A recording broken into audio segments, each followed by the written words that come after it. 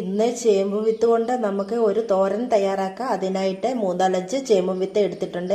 അത് ഇതേമാതിരി ചിരണ്ടി എടുക്കുക.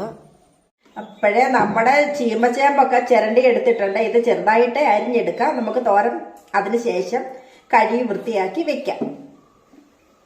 ചേമ്പ് വേകുന്നതിനായിട്ട് ചേമ്പിന് ആവശ്യമായ വെള്ളവും ഉപ്പും കൂടെ ചേർത്ത് ഞാനൊരു മൺചട്ടിയിൽ വിറകടുപ്പിൽ വെച്ചിട്ടുണ്ട്. വേകാനായിട്ട് നമുക്ക് ഒരു അരപ്പ് തയ്യാറാക്കാം.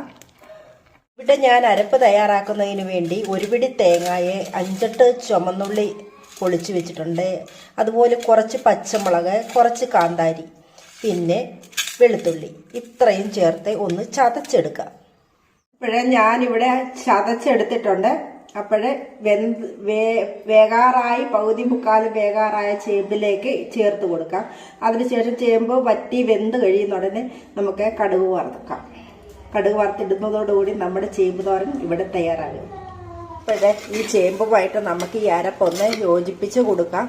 ഇത് കഞ്ഞിക്കും ചോറിനും ഒക്കെ പറ്റിയ ഒരു തോരനാണ്. ഇതിൻ്റെ കൂടെ ഒരു തേങ്ങാ ചമ്മന്തി കൂടെ ഉണ്ടെങ്കിൽ ചോറ് കഴിക്കാനും കഞ്ഞി കുടിക്കാനും സൂപ്പറാണ്.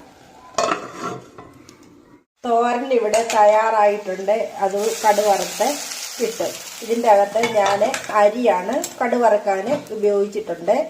അരിക്ക് പകരം ഉഴുന്നിട്ട് വേണമെങ്കിലും കടുക് വറുക്കാം. അപ്പം പിന്നെ ഇതെല്ലാം കൂടെ ഒന്ന് യോജിപ്പിച്ച ശേഷം അടച്ച് വയ്ക്കാം.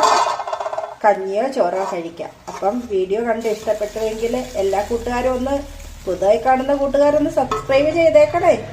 അടുത്ത വീഡിയോയിൽ വീണ്ടും കാണാം. ബൈ. Thank you.